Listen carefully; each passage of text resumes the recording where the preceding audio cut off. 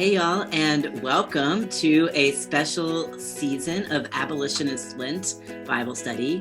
This Lenten season, we are continuing what we did in Advent to invite people across traditions and mediums to explore themes of revelation, disruption, examination, and embodiment in ways that will support a larger faith movement, reimagining restorative solutions to community safety, health, and wellness. We want to name that abolition means not just the closing of prisons and ending of policing, but putting in place vital systems of support that many communities are systematically disenfranchised from. Abolitionist Lent is an ongoing collaboration between three organizations and some thought partners, including Fellowship of Reconciliation, More Light, and the Presbyterian Peace Fellowship, and additional folks, including Reverend Lindsay Anderson, Miles Markham, Minister Candace Simpson, and Reverend Amanda Barclay. So please join us throughout the Lenten season as we define, explore, reflect, and take action to further the inbreaking of abolition into this world. Today, I am really excited to be exploring Genesis 17, verses 1 through 7 and 15-16 through the theme of naming with Daniel Williams, who is both a More Light board member and this month's virtual pulpit supply preacher. So he will be bringing us a word to share, a pre-recorded sermon for churches that would like to use that in their worship. So Jess will add some links to that if you'd like to learn more and sign up. But before we dive into our text, I'd like to take a minute to further introduce ourselves with our name, our pronouns, our work, and our identities, because we know whether we're envisioning abolition or encountering the biblical text, our identities come with us in those conversations. So Daniel, would you be willing to kick us off? Of course. Thanks so much for having me, Alex. My name is Daniel Williams. My pronouns are he, him, his. I am the Minister for Spiritual Formation at St. Andrew's Presbyterian Church. We're a progressive, inclusive church in Austin, Texas. We are a More Light church and have been for a long time, longer than I know. I am a white, cisgender, queer man. I'm not originally from Texas, but I have been here for 8-ish years. I am engaged. I am the father of a cat named Pancake. I live on stolen land that we call Texas. And I think, thinking about naming, it's interesting to think about choosing that name for this land. I'm a knitter and a spinner and a weaver. I think those are some of my identities today. Yes. And underlining pets with food names is my favorite way to name pets. I currently don't have any of those kinds, but all mine are named after 90s TV show characters. So maybe that's the second category. Hey everybody, I'm Patchin McNeill. My pronouns are he and him. I serve as executive director at More Light Presbyterians and identify as a white, transgender, queer human, using male pronouns and embodying masculinity in the world. And I'm a partner and a new uncle, my favorite new identity. I am a parent of 3 rambunctious dogs who sometimes come to, bark at me in the middle of this episode.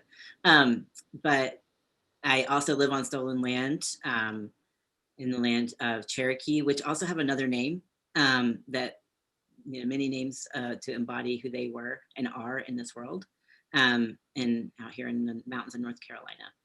So I'm thrilled to pick up this story of Genesis, an often told one, but one I think we're going to get to explore really deeply. And so we will begin our Abolitionist Bible study, where we'll read it through 3 times, and we'll ask different questions as we read to help guide our thinking. And Daniel, I would be honored if you'd be willing to read for us for the first time. Of course. So this is from Genesis, and this is from the Inclusive Language Bible. When Abram was 90 years old, the Holy One appeared and said, "I am the breasted one. Walk in my presence and be blameless. I will make a covenant between you and me, and I will increase your numbers exceedingly." Abram fell on his face before God, and God said to him, "This is my covenant with you. You will be the ancestor of many nations. You are no longer to be called Abram, respected parent, but Abraham, progenitor of a multitude. For you are the progenitor of a multitude of nations. I will make you most fruitful, and I will make nations of you, and rulers will spring from you. I will establish my covenant as an everlasting covenant between me and you, and your descendants after you for generations to come. I will be your God and the God of your descendants after you. God continued, as for Sarai, her name will now be Sarah, noblewoman. I will bless her, and I will give you a child by her. I will bless her, and she will become nations. Rulers of peoples will come from her. Amen. I'm curious, in the first reading, what stood out to you?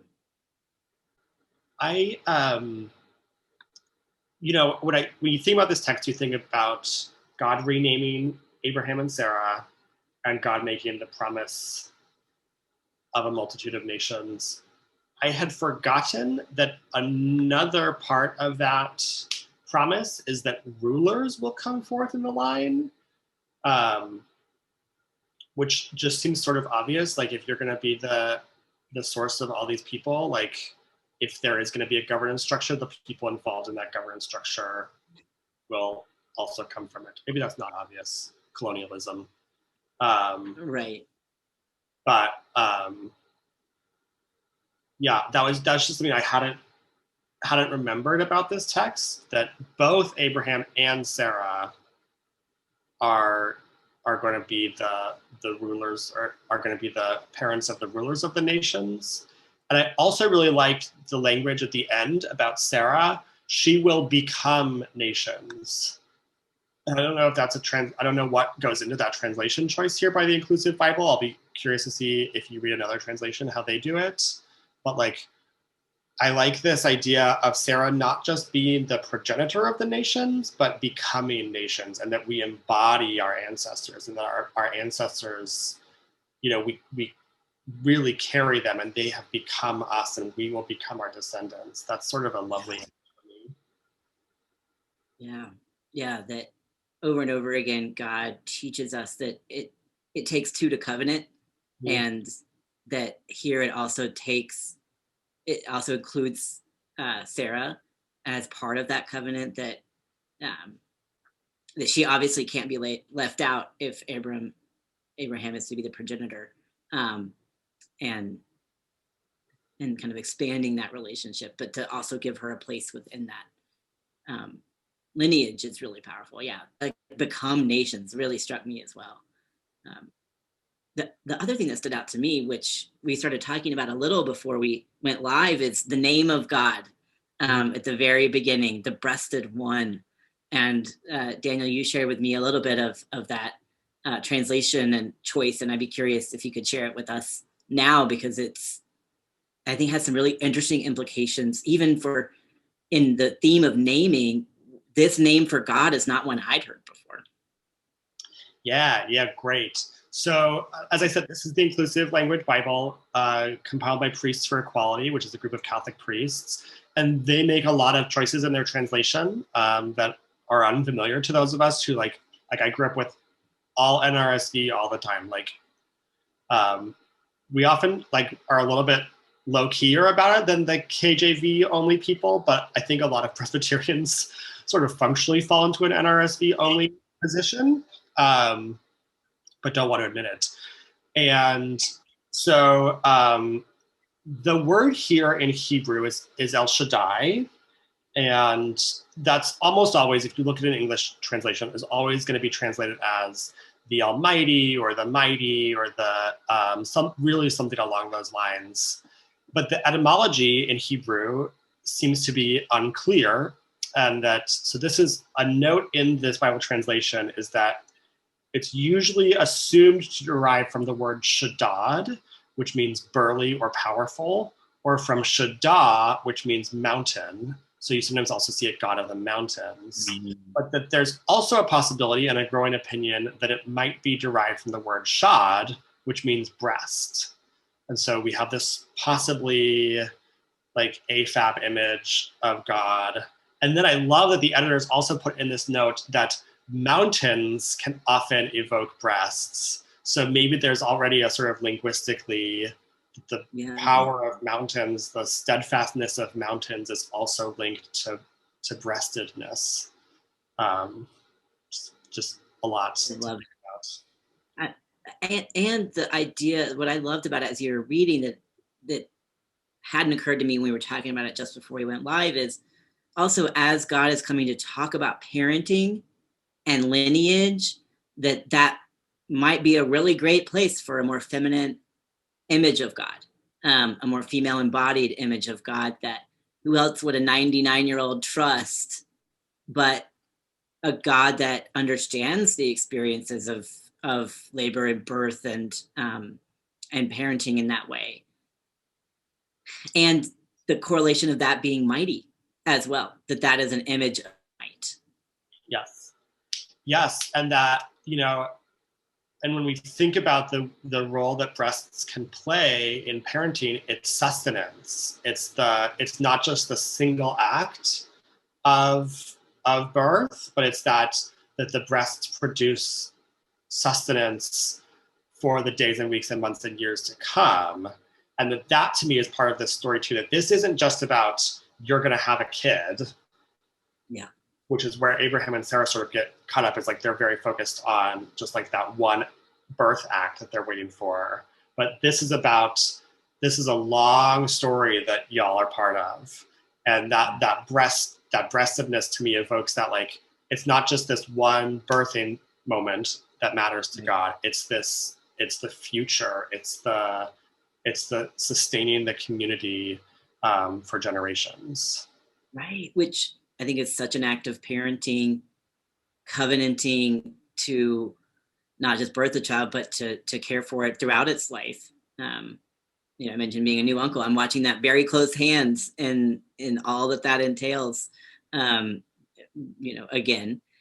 it also makes me think, does that change how we see manna from heaven as we're wandering in the wilderness, and how God might provide sustenance that is nourishing as a breasted one. Oh, I love that. I really like that, Alex. Thinking about the manna from heaven as the sort of like God's breast milk. Wow. Yeah. Because I've always loved, I'm so glad you picked this text. I love naming texts throughout the Bible. And as a trans person, really take a lot of sustenance myself from the idea that our relationship with God changes us. Mm-hmm. That, sometimes in the like narratives against trans people, there's this thing of, trans people shouldn't change what God made perfect, for example. If we're taking on changing our names, changing our bodies, changing our hormones. And yet over and over again in the Bible, I see instances where God's relationship with us changes us. And so how is my coming out as a trans person, or anyone coming out more authentically for who they are, a sign of God's relationship with them? It's an act of faith to change your name. It's an act of faith to change anything about yourself, or living into more deeply who you think God is calling you to be. And this text to me is one of the many other texts where God changes people's names, and particularly not just side characters in the Bible. Like these are founders of eventually our faith. Right. And it's claiming a new name in God, being given a new name by God, is a very forward-looking act. It is from this day on, you will be Abraham. And this is the name and identity and vocation that I am claiming for myself as I live into my identity in God.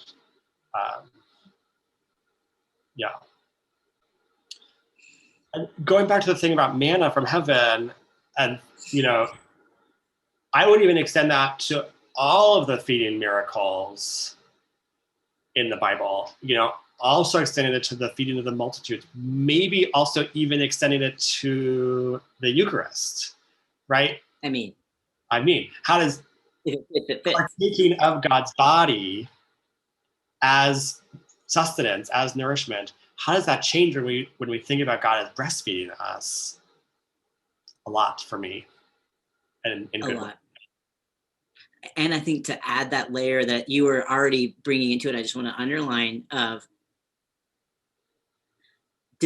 disconnecting, like as LGBT, like queer folks, disconnecting what it means to birth and parent from particular gendered norms that our society upholds. So what does it mean for God to be burly and breastfeeding? Can God be both? What does it mean for God to be more mothering and mighty, so that we can actually kind of reinterpret these ways of describing God that have been limited by binary thinking. And actually, what I love about queer theology overall is that it unlocks our imagination to what it means to be a transforming parent. And yeah, noting that Paul also talks about being a mother nursing, like there is imagery very powerfully in the scriptures already about God in more feminine ways in our act of developing disciples and in teaching people in the faith that draw from mothering analogies or parenting analogies. Yeah. Well, I'm thinking about, I saw a thing like on BuzzFeed this week of, it was just like a montage of images of trans men and AFAB non-binary people breastfeeding, and like talking about the importance for the way that we talk about breastfeeding and having breastfeeding products available to people who aren't cis women. But like, what if we added that into our pocket full of images of God, of a trans man breastfeeding? And what does that tell us about ourselves? And certainly what, I think that's so transformative for the way that we view trans people as, in the image of God. But I think, what does it tell us about ourselves, that we are made in that image, as all of us, whether we're trans or not, are made in that image of a God who is both, as you said, burly and breastfeeding, is both almighty and nourishing, and that the mightiness is not opposed to the nourishment, but is in the nourishment. That itself is like, I could spend all week thinking about that. Well, that to me goes back to even earlier in Genesis, in our creation stories of the Adam as the earthling, as humankind, as a mixture of both the original creation of God, being a being without described gender identity, being a mixture of, eventually we pull out a rib and create a second earthling, or from the same mud. And to me, that goes straight to the heart of like, what does it mean to receive that kind of transubstantiation from God, excuse me, and thus enact part of how we were originally created to be. What if we were originally, this is very back to Plato origin in some ways, of like, what if we were originally created to be transformed in our understanding of self vis-a-vis our embodiment.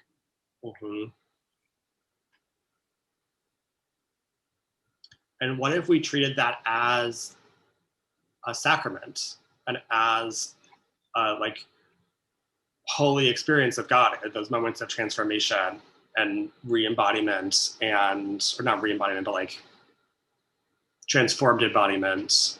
What if we saw those as moments of divine inbreaking? I think that the Bible calls us over and over again to transform our relationship to static embodiment. That is not necessarily what God calls God's self or us too, that it's in an evolutionary, evolving covenant that will continue to grow and shape and change as just like a baby is born and grows up. How we understand that child's identities and embodiment are ever evolving. And so I think that, like, can we look at change and transformation from a place beyond fear, but to the level of sacrament and holy expression of God's inbreaking in the world? Mm-hmm. And then it's all in process. Like, this isn't the one moment when God disrupts Abraham and Sarah's lives. This is the one moment when God gives them new names, but this is after God has already said, oh, by the way, please stop living where you and your family have lived for generations and just wander around for a while according to my instructions. And oh, by the way, the like family system that you think you have set up for yourselves, I'm gonna mightily disrupt that. This is neither the first nor the last time. And so this is all part of a unfolding process. I think we sometimes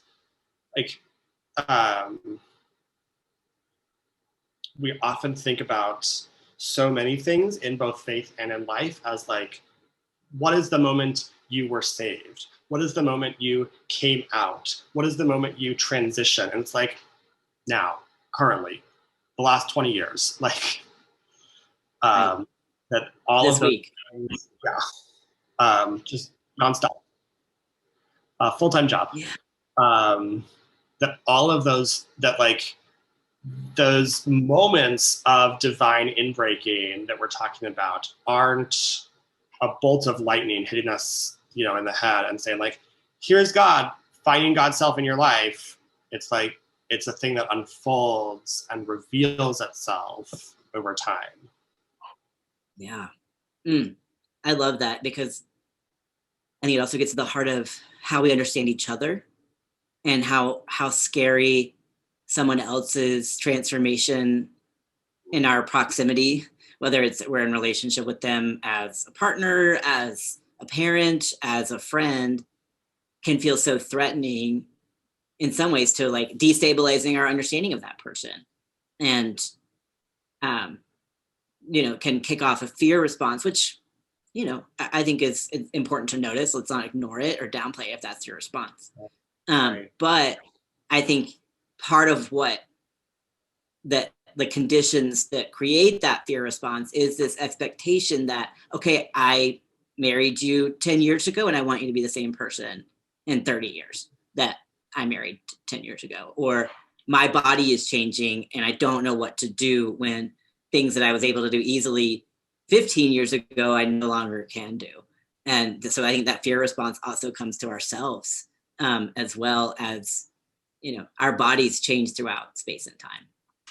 Well, so I was also thinking about how that's true in our interpersonal relationships. That's super, super true on like a societal level too, of like, I was raised with this understanding of how the world should work.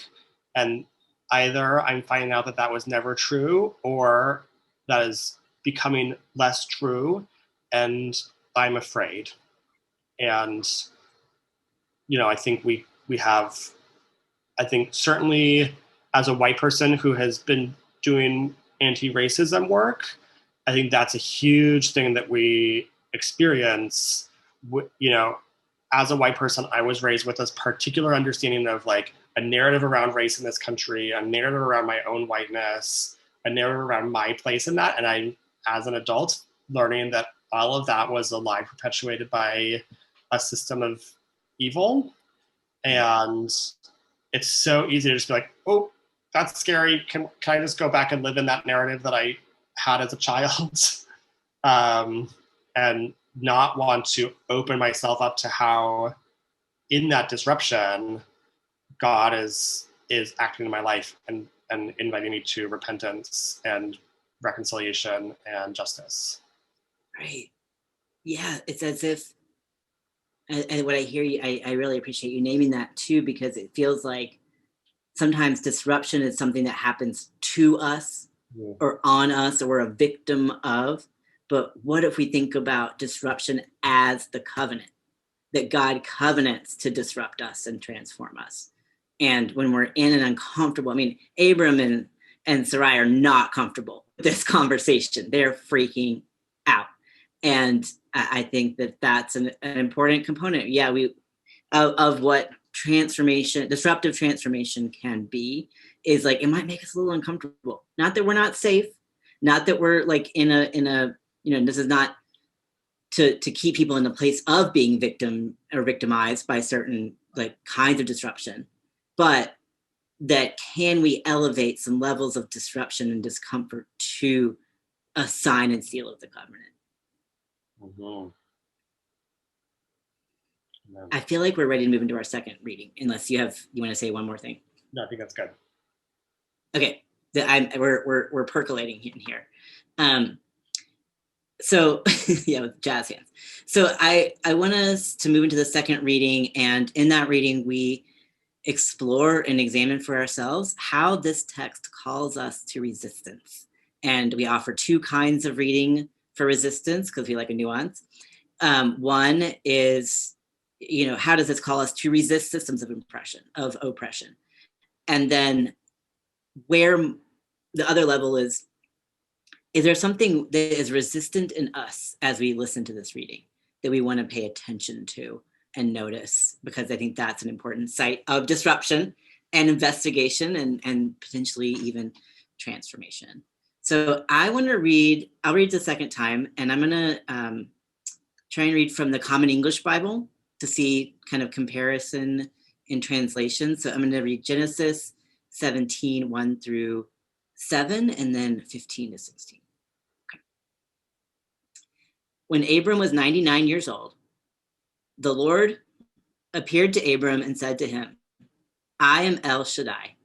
Walk with me and be trustworthy. I will make a covenant between us, and I will give you many, many descendants. Abram fell on his face, and God said to him, but me, my covenant is with you. You will be the ancestor of many nations. And because I have made you the ancestor of many nations, your name will no longer be Abram, but Abraham. I will make you very fertile. I will produce nations from you, and kings will come from you. I will set up my covenant with you and your descendants after you in every generation as an enduring covenant. I will be your God and your descendants' God after you. God said to Abraham, as for your wife Sarai, you will no longer call her Sarai. Her name will now be Sarah. I will bless her and even give you a son from her. I will bless her so that she will become nations, and kings of peoples will come from her. This is the second reading. Daniel, where did you see a call to resistance? So one of the first things I had my own resistance to is I noticed in this reading that God is talking to Abraham about Sarah, that God is changing Sarah's name, not talking to her.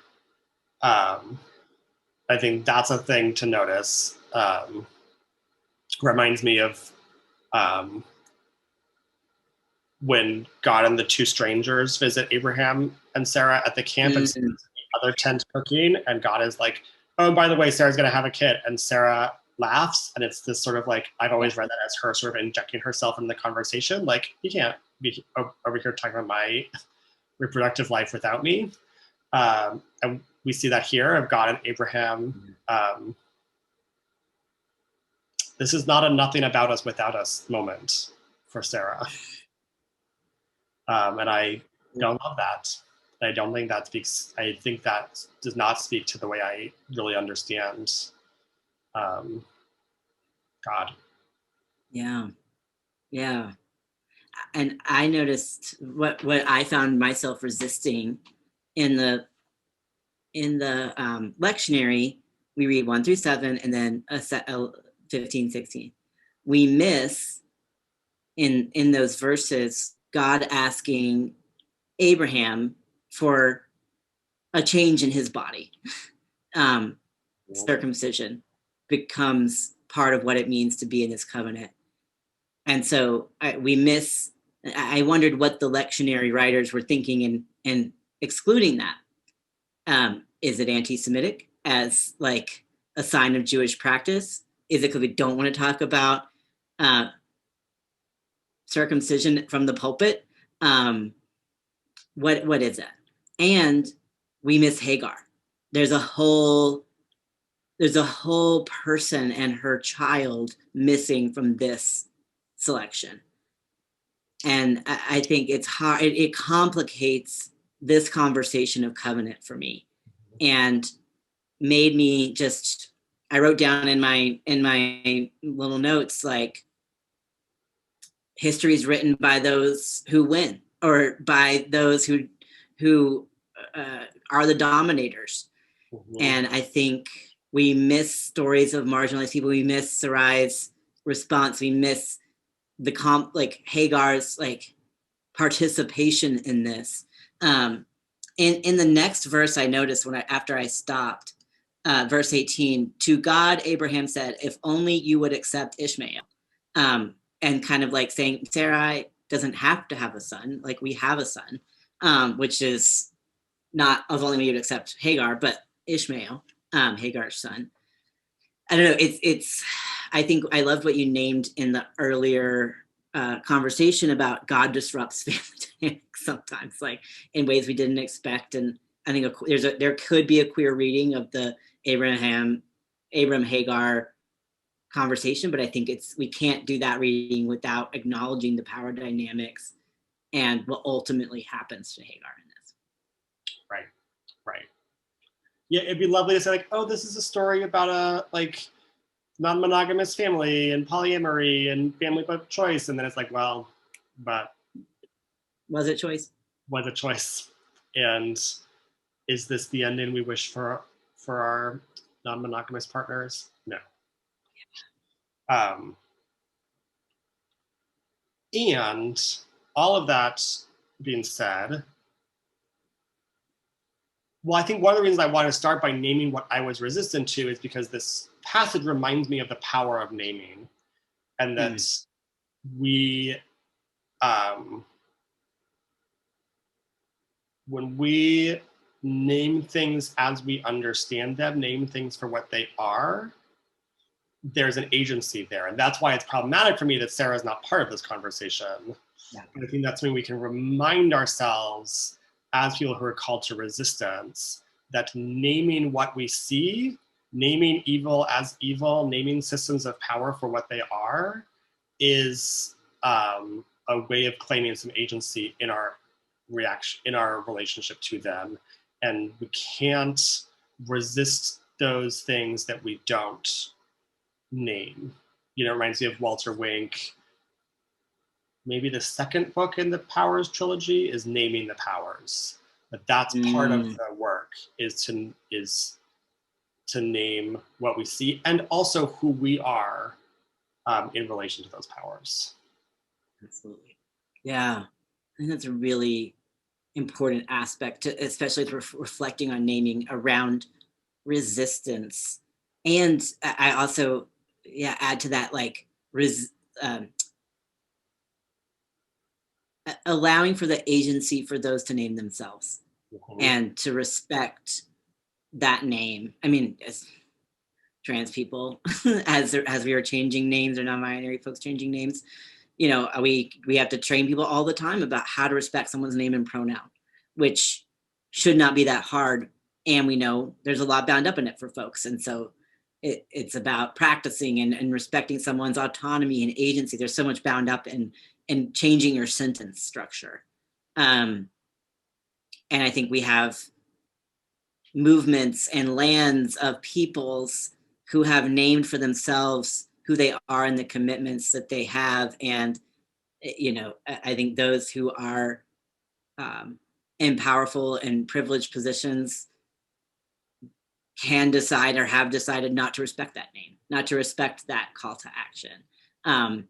And really just acknowledging histories of that, where we're learning new names that have been there all the time for things that we tried to change their name for. Right. I mentioned at the beginning of this that I spin, which I mean, like, I make yarn on a spinning wheel. For folks who think I'm like on a cycle a lot of times, that's not what I do. And there's a particular technique of making yarn that's called Navajo Plying by some people, which is kind of complicated and problematic for a couple of reasons. One, Dene Navajo people don't actually do it. It's vaguely related to like a traditional Dene spinning practice, but it's not actually it. And two, that name Navajo isn't the name of those people for themselves. That's a Spanishization of an Apache word for the Dene people. And there's like, in my spinning Facebook groups, at least once a week, there's an argument about whether or not to call that Navajo Plying. And the reason it's such a like tender thing is that it matters what we call things, even if it's just the like particular technique we use to make a 3-ply yarn. That if we choose to name that not rooted in history, not rooted in practice, not rooted in justice, that's our insistence upon our own. We are privileging our own agency over the agency of other people. To your point, and like. Names are so important. I think this is a real gift that queer people have, is we have learned that and understand that power of names, and we're so sensitive to that our own names, and like even that choice of myself to call myself queer in that moment, you know, I have chosen that word for myself. Right. When it makes it very different than when someone calls me like that queer over there. Yeah, like the naming, not just of my personal individual name, but naming of identities, naming of communities and commitments. You know, I think in one name you can summarize what kind of community you're trying to be part of or cultivate or move forward. Absolutely. And that I think many folks have grappled with how do we what is the collective word we use for us? And that it does matter exceedingly how we identify folks, because parts of who they are can be either lumped together or lopped off depending on how we use a name for someone. And that's why we advocate often about giving folks the right to tell us their name, and that and offering opportunities for that in all kinds of ways, not just your personal proper name. To sort of one of the things we were talking about earlier, one of the things I learned from you in a workshop is that, you know, if we're thinking about church hospitality around names and pronouns, is don't ask people to get their pronouns on their like pre-printed name tags. Give people the option of having change for that without having to get the whole name tag reprinted. Because all of this is in process, and all of our identities are things that we need the autonomy to name for ourselves, as people made in the image of this transforming God. And so also allowing for these things not to be static, that it's not like, well, no, you told me right that your pronouns were he, him, and so I'm going to use that for the rest of your life. Like, no, girl, I'm evolving, I'm changing, I'm growing. Right. Yeah. Oh gosh, thank you for bringing that up, because you know, like to like the next order of you know, if you think about like names, I'm thinking of like scientific names, like the genus, I don't really know. Mm-hmm. But the next level up of how many of our systems are set up for fixed names, not just our name and pronoun, but again, not allowing for evolution of ourselves, our relationships, our homes, our, like we love to label somebody and have that be the all-time label. I'm thinking about folks who've experienced incarceration as we're talking about abolition, and how many systems in this country are set up to disenfranchise folks who've experienced incarceration or been incarcerated from getting support, financial, getting jobs, getting housing. I mean, based off a singular label, based off a past version of themselves, or an unfair system that incarcerated them, for the exact act of existence. Right. And who in our society has the power and the agency to change those names that we see as permanent, right? Like, who is the mediator? Who claims for themselves the mediation of those identities? Who can decide that you're no longer an ex-con? Who can decide that you are, and often it's people who are not invested in our communities, who don't have our liberation at heart, who don't see us as full people. They only see us as those, words on a piece of paper. Yeah, it's the state. I mean, right. To physically change my first name took an ad in the paper. It took 3,000 hoops. It took money. It took going to the court 4 times. It took then going to the driver's, DMV with those court-ordered documents several times. It took, my spouse changing her last name to McNeill 1 piece of paper after we got married because it was officially legal in this country. Right. And I want changing yourself and your name and your identity to be easeful. But it's interesting, the more bound with the state you are, the easier it is to access this kind of agency for self-determination. And if you introduce yourself with a name that is not the name on this little plastic thing that was given to you by the government, I implicitly trust the plastic thing more and think, why is he not telling me his real name? Mm-hmm. And so who do we trust as the final arbiter of what your name is and what your identity is? Yeah. And, that says a lot about the way that it says a lot about the power of names as parts of our identities, and it says a lot about how power is structured in our society. That's right. 100%. And I think our, back to your early call to resistance of, as we recognize the power of naming, where can we make more room for agency, self-determination, and calling ourselves to name these, when the system has not been serving us and our people or others. That is an act of resistance, is naming it. Right. Yeah. Okay, I feel like we can move into our third reading around, we're getting there, around what vision for the work of abolition that this text offers. And I'd be curious what will come out of that conversation. But Daniel, I'd love to hear the inclusive version again. We need it. So this is Genesis 17, 1-7, and 15 and 16. When Abram was 99 years old, the Holy One appeared and said, I am the breasted one. Walk in my presence and be blameless. I will make a covenant between you and me, and I will increase your numbers exceedingly. Abram fell on his face before God, and God said to him, this is my covenant with you. You will be the ancestor of many nations. You are no longer to be called Abram, respected parent, but Abraham, progenitor of a multitude, for you are the progenitor of a multitude of nations.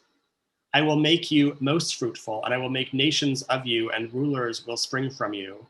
I will establish my covenant as an everlasting covenant between me and you, and your descendants after you for generations to come. I will be your God and the God of your descendants after you. God continued, as for Sarai, Her name will now be Sarah, noblewoman. I will bless her, and I will give you a child by her. I will bless her, and she will become nations. Rulers of peoples will come from her. Amen. Amen. Vision for the work of abolition. One thing that comes to mind for this for me is I've certainly had this experience. I bet you have too. If you post anything on social media about prison abolition, police abolition, hashtag defund the police, 90% of the time, at least if you're me, you will have probably a white liberal come to you and say, well, I would support this if you just called it why do they call it defund the police? Couldn't they call it hashtag reform the police? And there's so much there. And one of that is going back to that thing that we just talked about of who gets to name this work? And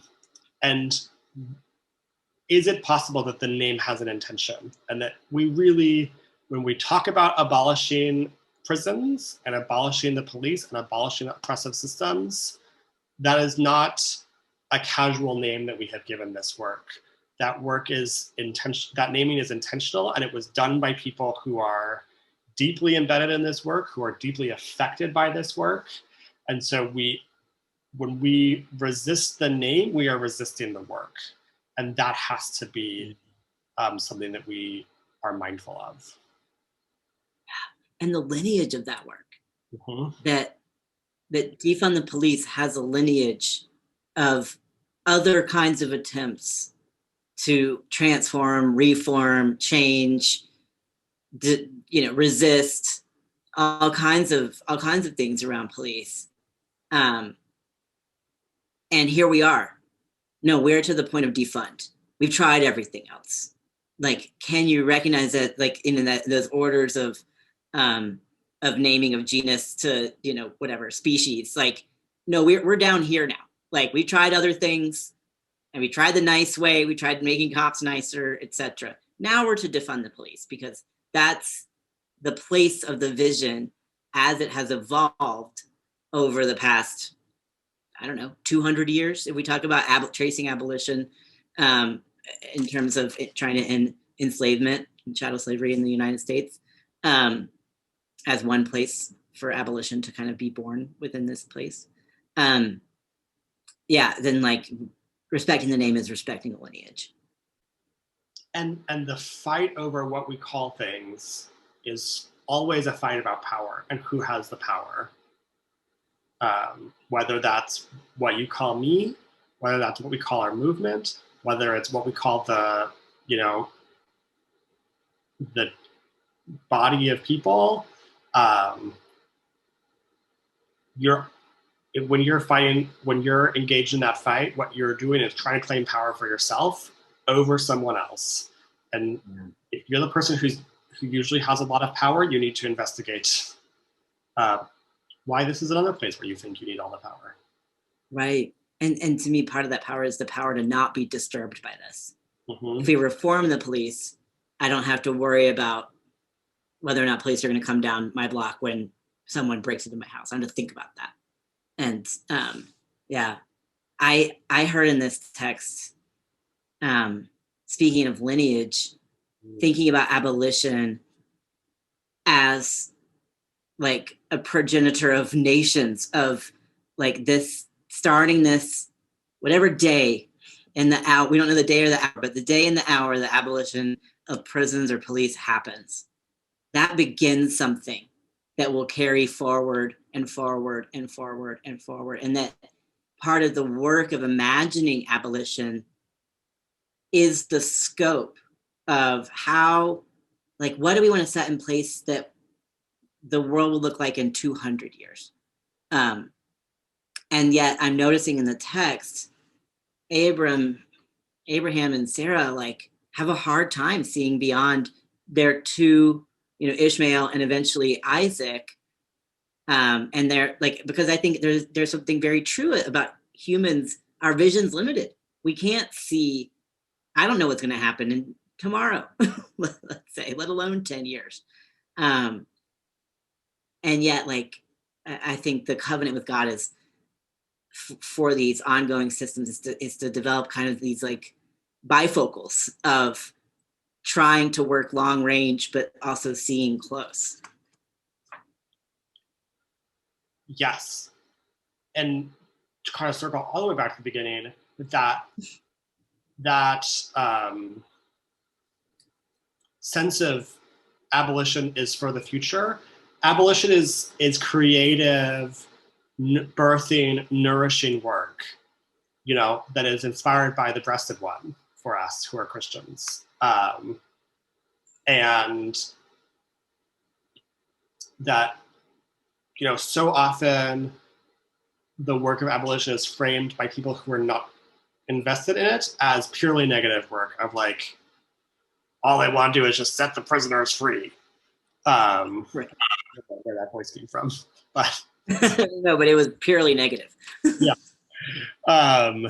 And that this text that reminds us that naming is an act of claiming a future, that changing our name as a society from a carceral, punitive society to a liberatory, communal, nourishing society is a way of living into the future. And it's not just getting rid of things, but it's birthing and nourishing those multitudes of possibilities that are being denied by the carceral state right now. I love that. And just underlining naming as an act of vision, imagination, and creation. Mm-hmm.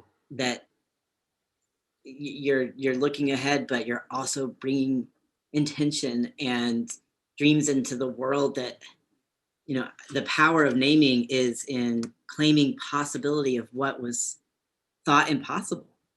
And I just think about the evolution of the names we have for ourselves, specifically in the queer and trans and non-binary and communities, as an evolution of nuance and specificity and beauty, that, when I was coming up, like I didn't know the word for trans, like people. I didn't know there were trans people.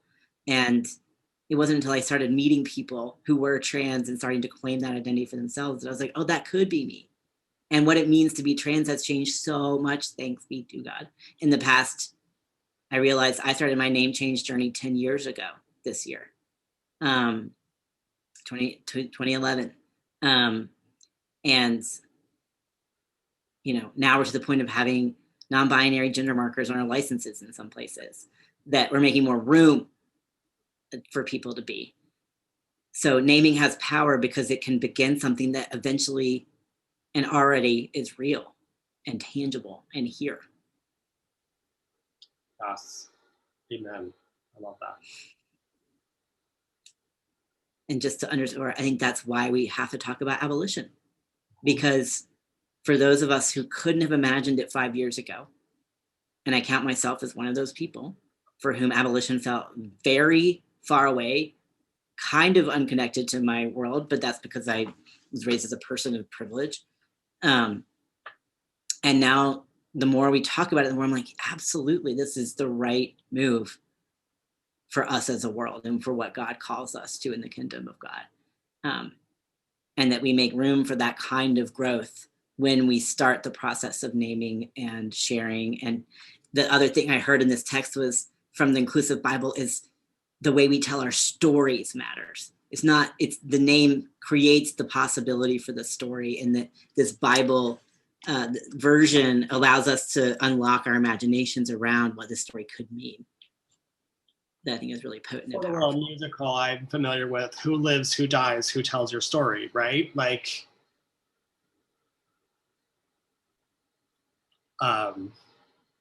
yeah, that's a really